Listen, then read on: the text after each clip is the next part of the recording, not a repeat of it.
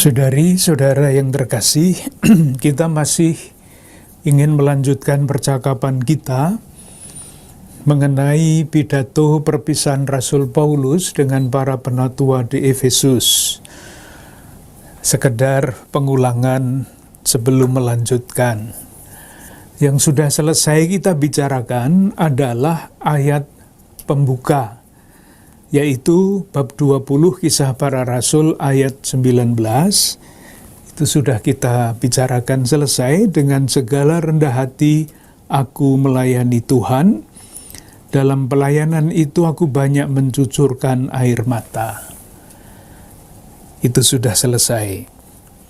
Sekarang kita langsung ke ayat yang terakhir, yang seharusnya dianggap terakhir, yaitu ayat 32.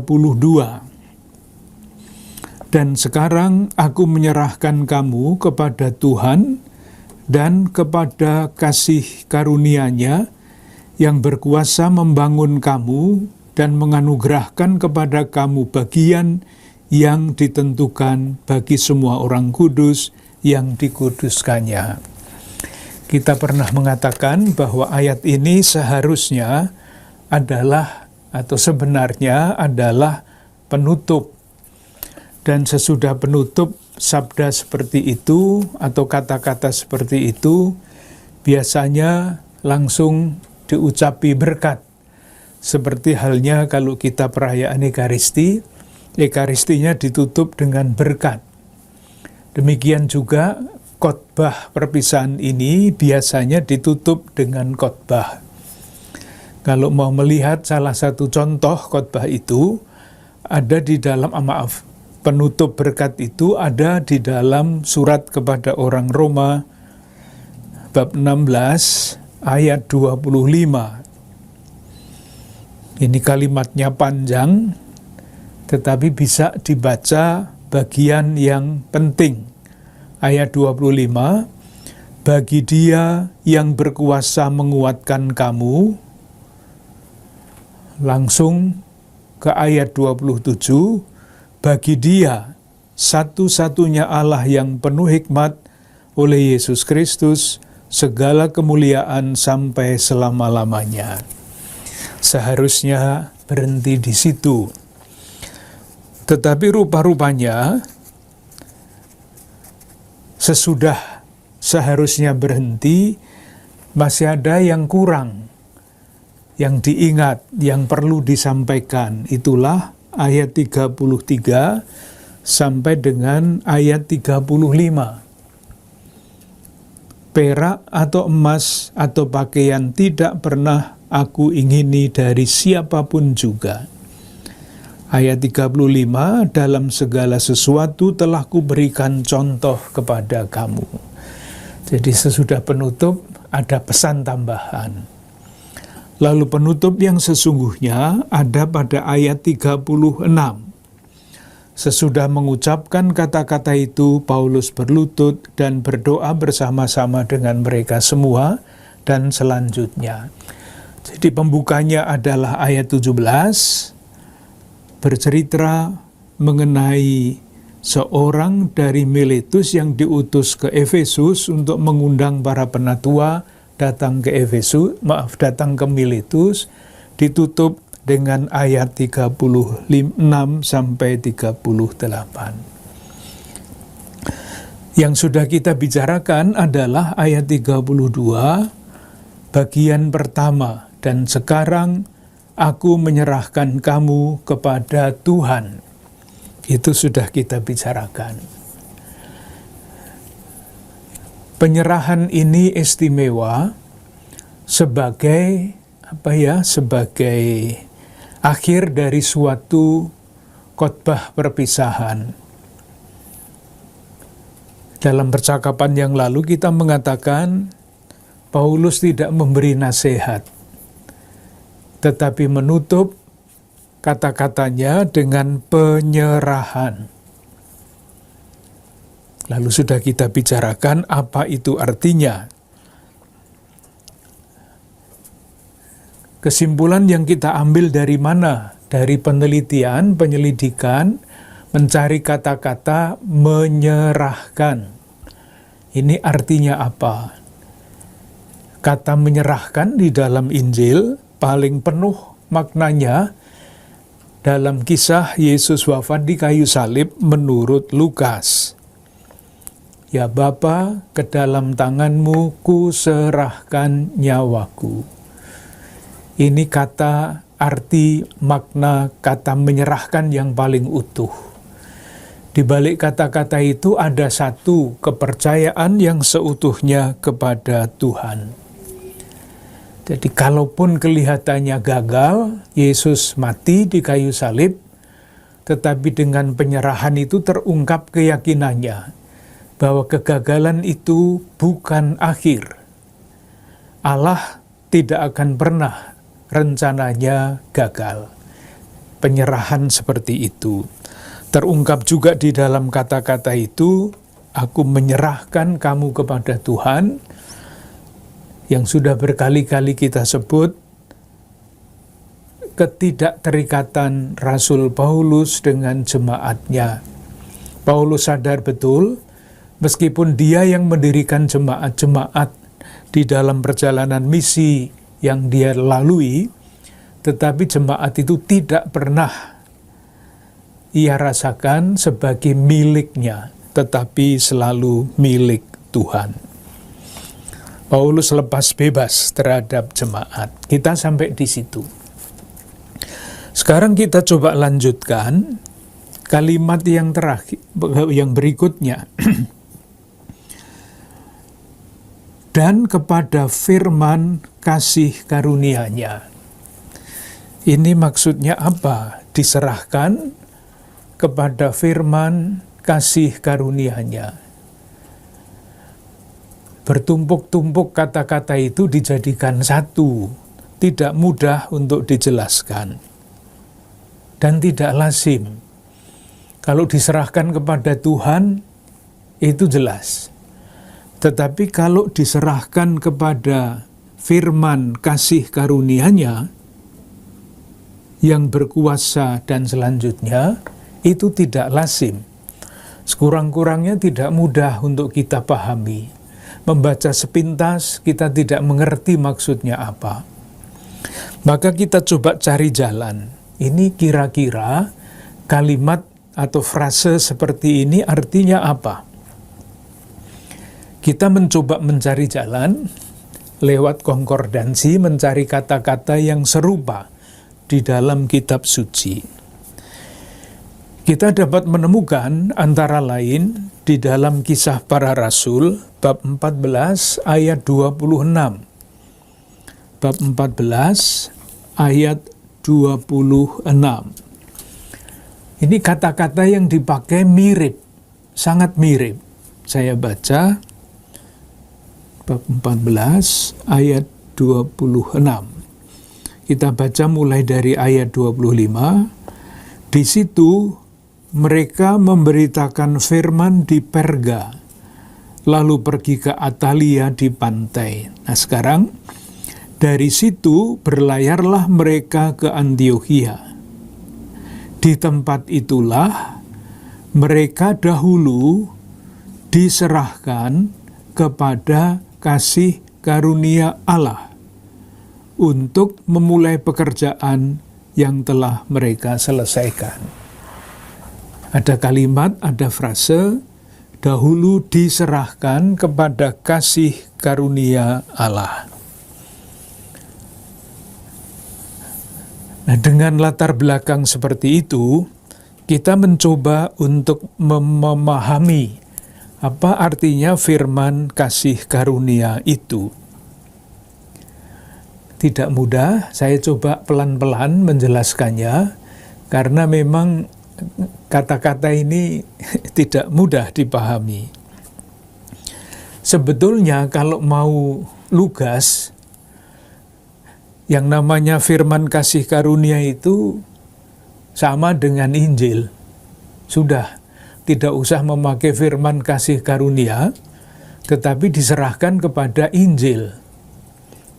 Belum jelas. Nah, Injil itu siapa? Pertanyaan kita kan bukan Injil itu apa, tapi Injil itu siapa. Injil itu adalah Yesus. Siapa lagi kalau bukan Yesus yang wafat dan bangkit untuk penebusan dosa kita. Jadi sebetulnya sesederhana itu. Lalu Yesus itu siapa? Kalau kita lanjutkan pertanyaan kita, jawabannya kita semua tahu, Yesus adalah yang melaksanakan rencana Allah. Pelaksana rencana Allah yang membawa keselamatan. Jadi akhirnya kembalinya kepada Allah yang nyata dalam diri Yesus. Itu kalau kita mau lugas sederhana, disederhanakan. Jadi firman kasih karunia itu sama dengan Injil. Injil itu siapa? Injil adalah Yesus. Bukan apa, tetapi siapa. Siapa Yesus itu? Dia adalah utusan, dia adalah Sang Firman yang melaksanakan rencana keselamatan, dan bukan melaksanakan lalu gagal, tetapi melaksanakan dan berhasil membawa keselamatan. Itu cara untuk memahami yang sederhana. Nah, kalau kita sekarang mencoba mencari jalan lain untuk memahami kata ini, kita mencoba.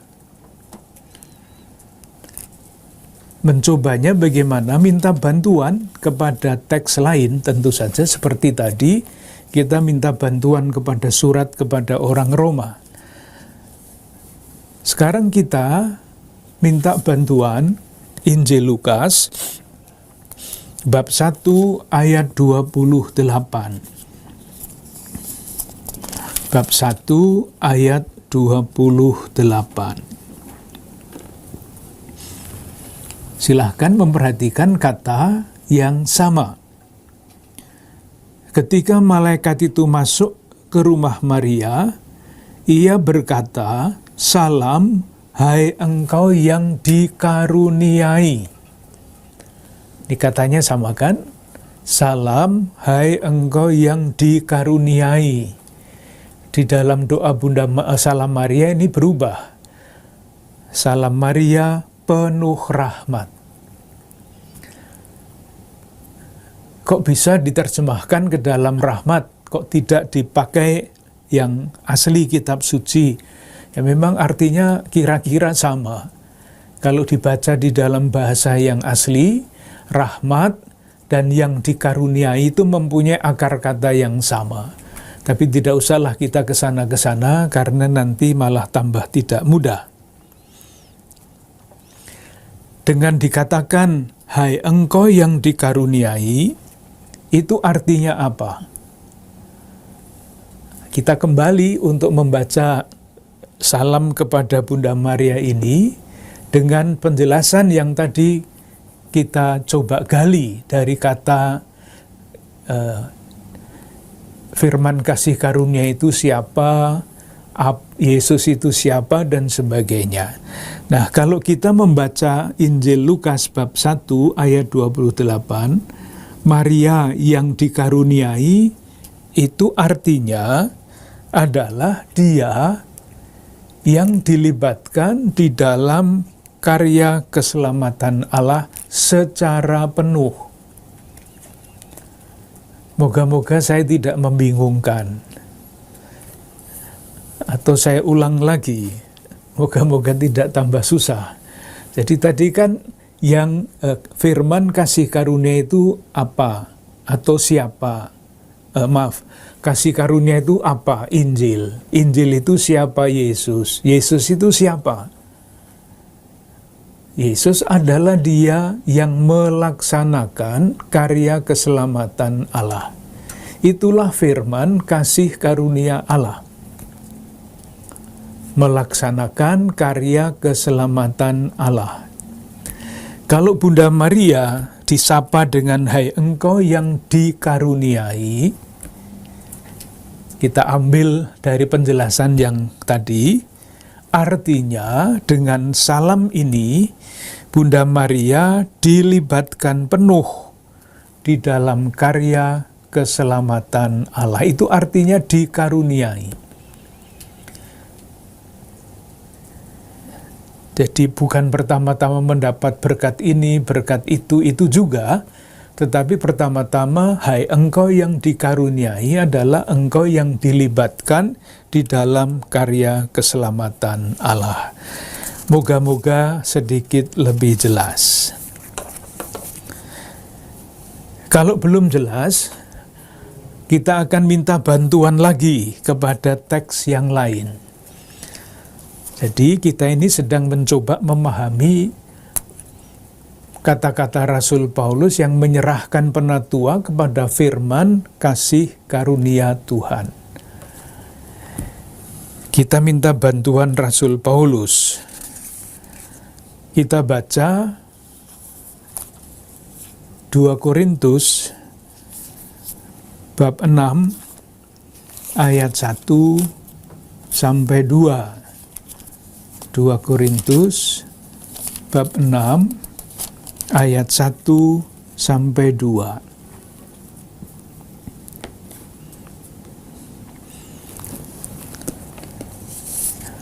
Sebagai teman-teman sekerja, kami menasihatkan kamu supaya kamu jangan membuat menjadi sia-sia kasih karunia Allah.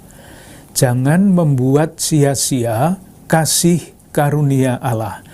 Kata yang dipakai sama ya. Jadi sekali lagi ini mudah dicari dengan konkordansi yang pernah kita bicarakan itu. Yang telah kamu terima. Sebab Allah berfirman, pada waktu aku berkenan, aku akan mendengarkan engkau. Dan pada hari aku menyelamatkan, aku akan menolong engkau. Sesungguhnya waktu ini adalah waktu perkenanan itu. Sesungguhnya hari ini adalah hari penyelamatan itu. Jadi, kasih karunia yang tidak boleh disia-siakan, jangan membuat menjadi sia-sia kasih karunia Allah. Kasih karunia Allah itu adalah tentu saja Yesus yang menyelesaikan karya keselamatan itu. Itulah yang namanya kasih karunia. Kadang-kadang kata yang dipakai berbeda dalam bahasa Indonesia, berbeda sekali. Rahmat dan kasih karunia. Tetapi di dalam bahasa asli kitab suci, kedua kata itu akarnya sama. Jadi bagaimana? Jadi kasih karunia adalah tindakan karya Allah yang tidak dapat dihalangi. Jadi silahkan mengingat ini Rasul Paulus sedang berbicara mengenai masa depan yang penuh tantangan. Sementara Paulus cemas mengenai masa depan, penatua-penatua cemas, Paulus mengatakan, aku menyerahkan kamu kepada firman kasih karunia Allah. Artinya, kepada Allah yang bertindak, dan tindakannya tidak dapat dihalangi oleh siapapun, oleh apapun, termasuk penganiayaan. Tidak bisa menghalangi kuasa kasih karunia Allah. Jadi kita mencoba mencari makna kasih karunia Allah itu apa? Lewat Lukas bab 1 ayat 28, lewat surat kedua Rasul Paulus kepada jemaat di Korintus bab 6 ayat 1 sampai 2, kesimpulannya rahmat atau kasih karunia adalah tindakan Allah. Atau mungkin lebih tepat, Allah sendiri yang tindakannya tidak dapat dihalangi oleh siapapun, oleh apapun, tidak tergantung dari usaha manusia. Moga-moga tidak berbelit-belit. Saya tahu ini tidak biasa, tetapi kalau kita membaca kitab suci, di kelas-kelas kitab suci caranya seperti itu. Kalau kita ingin mendalami suatu kata, dicari ayat-ayat yang memuat kata yang sama. Dipelajari masing-masing, lalu bersama-sama disimpulkan. Nah, kesimpulan kita itu tadi, rahmat, kasih karunia adalah Allah sendiri yang tindakannya tidak dapat dihalangi oleh siapapun, dan keberhasilan itu bukan usaha manusia. Itu firman kasih karunia. Kita melangkah satu langkah maju lagi. Kita mencoba memahami lebih lanjut.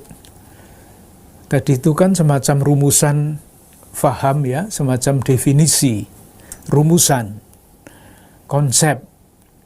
Nah, sekarang pertanyaan berikutnya adalah, konsep itu di dalam kehidupan bentuknya apa? Jadi di dalam kehidupan seorang rasul, di dalam kehidupan seorang beriman, kalau orang yang dipercayakan atau mempercayakan diri kepada firman kasih karunia itu, hidupnya seperti apa? Moga-moga jelas langkah maju ini. Tadi kita memahami kasih karunia, sekarang konkretnya bagaimana? Orang yang percaya kepada kasih karunia Allah. Nah, pada ayat 35 Paulus menyatakan sebagai contoh, maka kita lihat Paulus yang menampilkan diri sebagai teladan, percaya kepada kasih karunia itu hidupnya seperti apa. Kita coba lihat. Surat yang sama, 2 Korintus bab 6. Sekarang kita lihat lanjutan dari yang tadi. Tadi kita baca bab 6 ayat 1 sampai 2. Sekarang kita baca ayat 3 khususnya 4 sampai 10. Kita baca semua ya, supaya seperti apa hidup orang yang mempercayakan diri kepada kasih karunia itu. Ayat 3. Dalam hal apapun, kami tidak memberi sebab orang tersandung, supaya pelayanan kami jangan sampai dicela.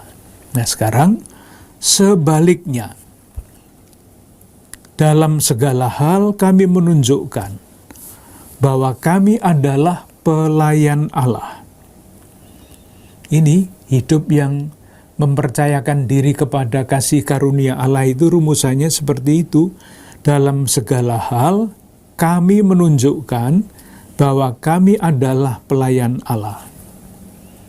Apa artinya pelayan Allah? Dilanjutkan, yaitu dalam menahan dengan penuh kesabaran dalam penderitaan, kesesakan, dan kesukaran, dalam menanggung dera, dalam penjara dan kerusuhan, dalam berjerih payah, dalam berjaga-jaga dan berpuasa, dalam kemurnian hati, pengetahuan, kesabaran, dan kemurahan hati, dalam Roh Kudus dan kasih yang tidak munafik, dalam pemberitaan kebenaran dan kekuatan Allah, kekuasaan Allah, dengan menggunakan senjata-senjata keadilan untuk menyerang ataupun untuk membela, ketika dihormati dan ketika dihina, ketika diumpat atau ketika dipuji, ketika dianggap sebagai penipu namun dipercayai,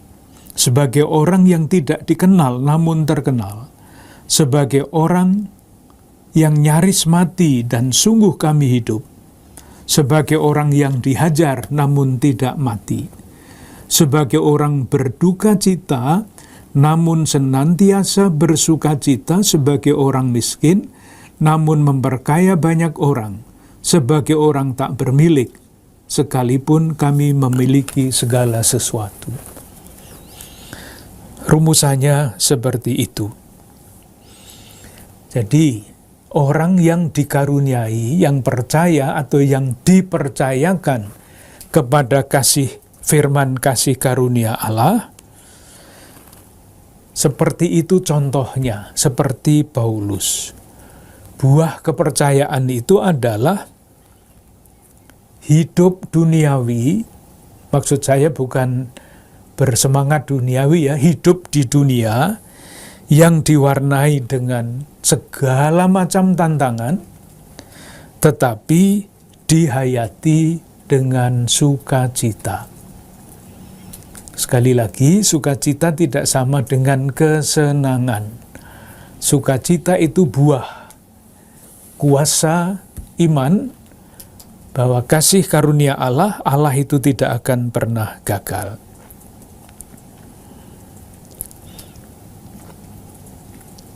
Dengan demikian, firman kasih karunia atau rahmat itu adalah karya Allah yang tidak akan gagal. Nah, hidup di dalam kasih karunia adalah hidup di dalam segala macam situasi kehidupan pelayanan yang sebagian besar itu tantangan dan rintangan, tetapi dengan gembira, dengan sukacita, tidak kecil hati, tidak cemas boleh tetapi tidak keterlaluan, dan yakin bahwa Allah yang telah memulai karya yang baik akan menyelesaikannya juga. Diulang-ulang terus, putar-putar, moga-moga tidak pusing, tetapi semoga menjelaskan.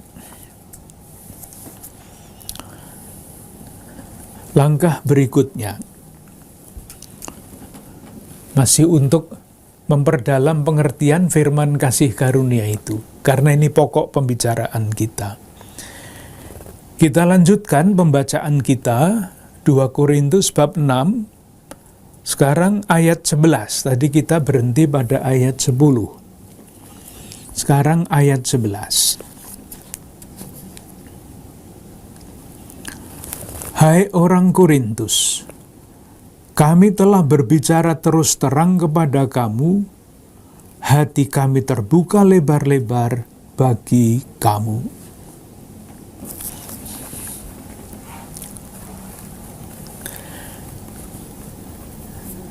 Ini kira-kira ditulis di dalam rangka apa? Untuk menyatakan bahwa sebagai rasul, dia sudah mewartakan rahmat. Pengalaman rahmat itu dia ceritakan dari ayat 4 sampai dengan ayat 10. Ini loh cara hidup atau kenyataan hidup orang yang mewartakan rahmat dan menghayati rahmat. Dan sebagai orang pribadi yang menghayati rahmat itu, yang percaya kepada kasih karunia Allah, hidupnya itu tampak sebagai paradoks. Kata aneh ini, paradoks. Paradoks itu tampaknya berbeda, bahkan berlawanan, tetapi nyatanya tidak. Dan itulah yang dikatakan oleh Paulus pada ayat 4 sampai ayat 10. Seharusnya pengalaman penderitaan, dihina, difitnah, diapa-apakan yang jelek itu membuat dia hancur. Seharusnya. Tetapi karena ia hidup di dalam firman kasih karunia, nah ini, yang seharusnya menghancurkan dirinya, itu menjadi sebaliknya sumber kekuatan, sumber kegembiraan. Keadaan yang menurut perhitungan manusiawi tidak bisa ditanggungnya menjadi sumber sukacita.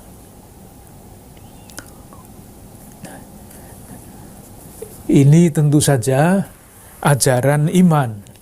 Nanti kalau kita sudah sampai kepada kehidupan kita, kita pasti mengalami berbagai macam dinamika ketika kita menderita. Apakah kita berani langsung mengatakan, aku bersukacita di dalam penderitaanku, kan tidak. Ini adalah proses panjang, dasarnya adalah iman.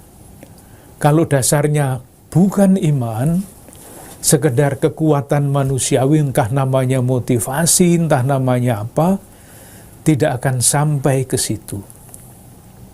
Dasar dari hidup paradoks seperti ini, bersukacita di dalam kesusahan, tegar di dalam pengalaman ketika kita jatuh, itu adalah pengalaman iman. Iman akan kuasa kasih karunia Allah. Nah, di dalam semangat seperti itu, di dalam keyakinan dan bukan hanya keyakinan ya, tetapi di dalam pengalaman hidup seperti itu, Paulus menyerahkan para penatua Efesus kepada firman kasih karunia-Nya. Kembali lagi, kalau mau kita ulang-ulang, kenapa Paulus menyerahkan penatua di Efesus itu kepada firman kasih karunia? Kita urutkan lagi gagasannya. Paulus tidak akan lagi menyertai jemaat itu. Tidak akan. Sementara musuh-musuh yang menolak pewartaan semakin banyak. Nah, ketika Paulus menyerahkan penatua Efesus kepada firman kasih karunia Allah, yang adalah Injil, yang adalah Yesus, yang adalah tindakan Allah yang tidak akan gagal, penyerahan ini diharapkan akan menguatkan para penatua di Efesus untuk melanjutkan karya mereka, kendati tantangan itu tidak akan pernah hilang. Karena apa? Sabda itu berkuasa. Sabda itu bertindak sendiri. Mungkin kata-kata itu perlu didukung dengan ayat-ayat kitab suci. Kita coba lihat. Kisah Para Rasul, bab 6 ayat 7. Kisah Para Rasul, bab 6 ayat 7. Saya baca. Firman Allah makin tersebar. Ini, firman Allah makin tersebar. Tidak dikatakan orang-orang itu menyebarkan firman Allah. Enggak. Firman Allah subjek makin tersebar. Artinya diwartakan atau tidak diwartakan, firman itu akan berkuat, terus akan menunjukkan kuasanya.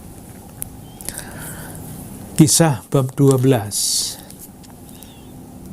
ayat 24. Maka firman Tuhan makin tersebar dan makin banyak didengar orang. Firman Allah makin tersebar. Bab 19 ayat 20. Bab 19 ayat 20. Dengan jalan ini makin tersiarlah firman Tuhan dan makin berkuasa. Katanya berkuasa, kata yang dipakai berkuasa. Jadi firman Allah itu bukan kata-kata, bukan kalimat, tetapi kuasa. Nah, sekarang kita lanjutkan, karena kita sudah mempunyai kata penghubungnya, kuasa. Kembali kepada Kisah Para Rasul bab 20, ayat 32. Kepada firman kasih karunia-Nya yang berkuasa membangun kamu dan menganugerahkan kepada kamu bagian yang ditentukan bagi semua orang yang telah dikuduskannya. Jadi tadi kita mempunyai kata penghubung ya, firman Allah semakin tersebar, dan semakin berkuasa. Kata kuasa itu diulang, kita temukan lagi pada kalimat ayat 32 ini. Kepada firman kasih karunia-Nya yang berkuasa membangun kamu.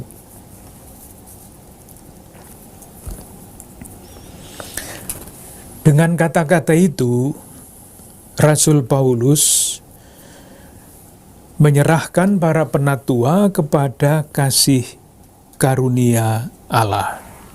Jadi, kalau jemaat sesudah ditinggalkan oleh Paulus masih tetap setia kepada imannya kepada Yesus,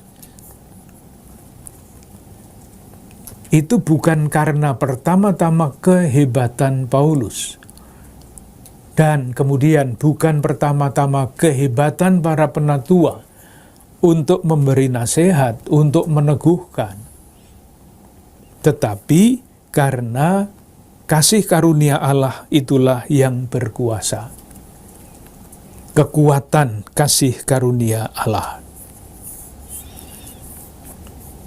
Itu yang dimaksudkan.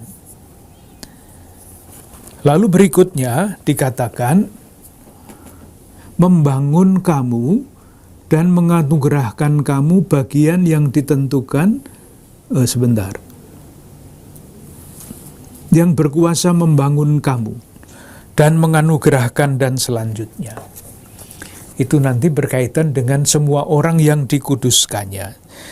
Di balik kata-kata ini, di balik frase ini, di balik kalimat ini, ada gambaran yang mudah sekali dipahami, yaitu bahwa jemaat terdiri atau adalah seperti tubuh yang terdiri dari berbagai macam anggota. Dan tubuh itulah yang dibangun oleh kasih karunia Tuhan. Jemaat di Efesus adalah jemaat yang terus-menerus membiarkan dirinya dibangun, atau diharapkan menjadi jemaat yang seperti itu. Dan jemaat itu terdiri dari berbagai macam anggota. Itulah yang diungkapkan di dalam yang dianugerahkan kepada kamu bagian yang ditentukan bagi semua orang yang telah dikuduskannya. Jadi jemaat di Efesus itu hidupnya, pembangunannya tidak tergantung hanya kepada para penatua itu, tetapi juga tergantung dari peranan orang lain yang dikuduskannya. Orang lain yang mempunyai tempat yang berbeda-beda di dalam jemaat itu.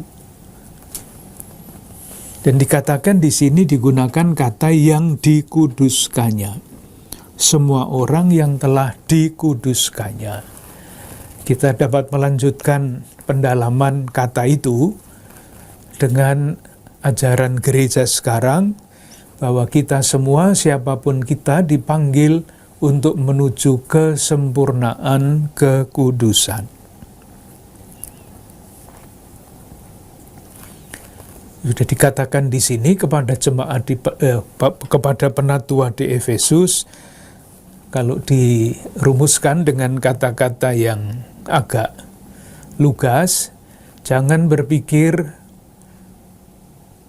bahwa semuanya itu akan tergantung pada kalian. Kalau kalian berpikir begitu, kalian akan ketakutan, kalian akan cemas.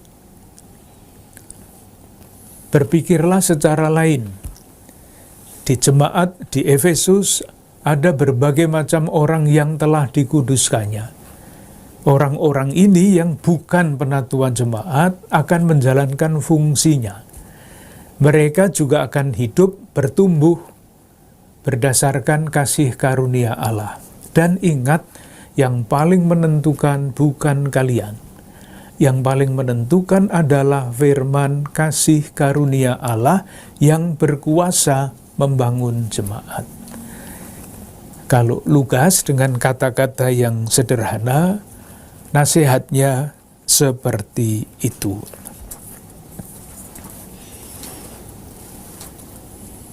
Jadi selesai sampai di situ, ayat 33 sampai 35 itu adalah tambahan, tadi sudah disampaikan. Paulus menampilkan diri lagi sebagai contoh kepada kamu untuk menunjukkan bahwa kalau dia omong, dia menyampaikan kata-kata perpisahan karena dia yakin bahwa dirinya bersih. Ia sudah menjalankan semuanya, dan sesudah dia pergi menyerahkan penatua di Efesus untuk melanjutkan pelayanan mereka, seperti yang dikatakan oleh Paulus pada 2 Korintus bab 6 ayat 4-10 dan 11.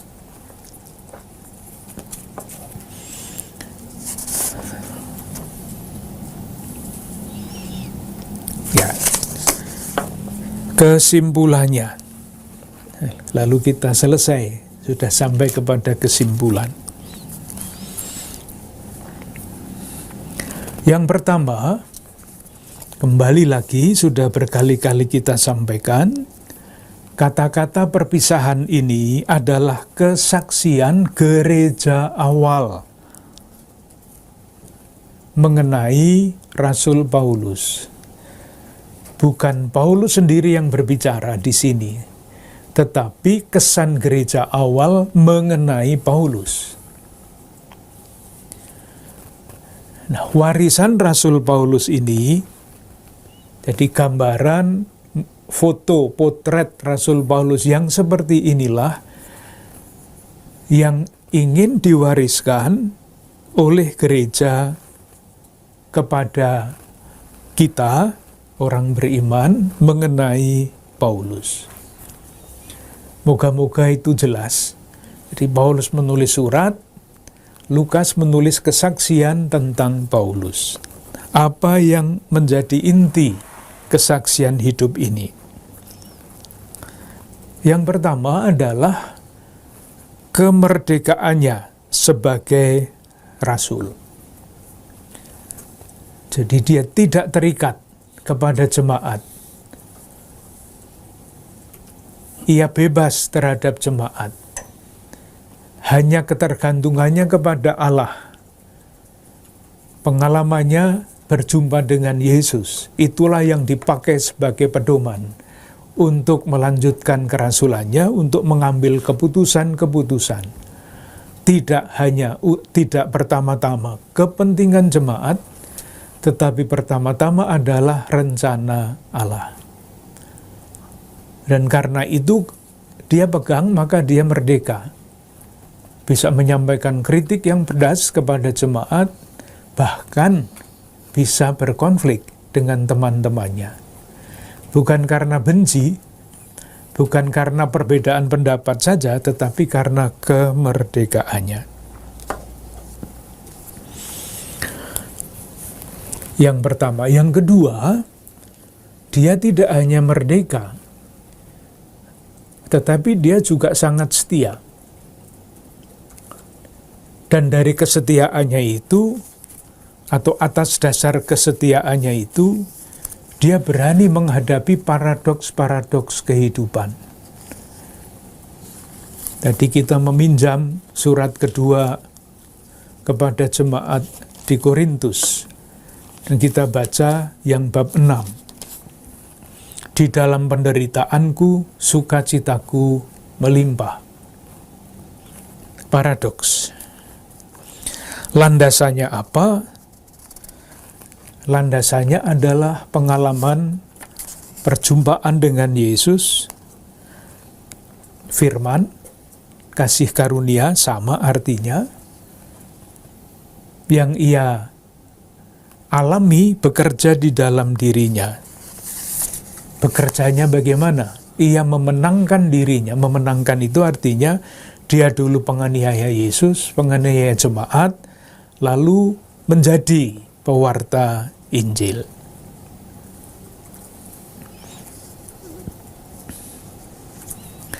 Harapannya para penatua di Efesus dan tentu saja tanda petik para pemimpin jemaat, para pelayan jemaat selanjutnya membiarkan dirinya diserahkan kepada firman kasih karunia Tuhan. Tidak bekerja sendiri, tetapi firman kasih karunia Tuhan itu juga bekerja tidak hanya di dalam diri para pemimpin, tetapi di dalam diri semua orang yang dikuduskannya. Itu artinya semua orang yang percaya kepada kasih karunia Allah itu. Tidak usah menjadi pemimpin, tetapi menjadi orang beriman dalam kedalaman yang seperti itu. Dengan demikian kita selesai dengan percakapan kita. Hanya 2 ayat, beberapa pertemuan. Silahkan nanti membaca lagi pidato perpisahan Rasul Paulus. Moga-moga mendapat inspirasi yang lebih dalam lagi dari pembacaan pribadi itu. Nanti dalam percakapan berikutnya kita akan masuk ke bagian yang lain, merenungkan beberapa bagian dari Injil Yohanes. Terima kasih.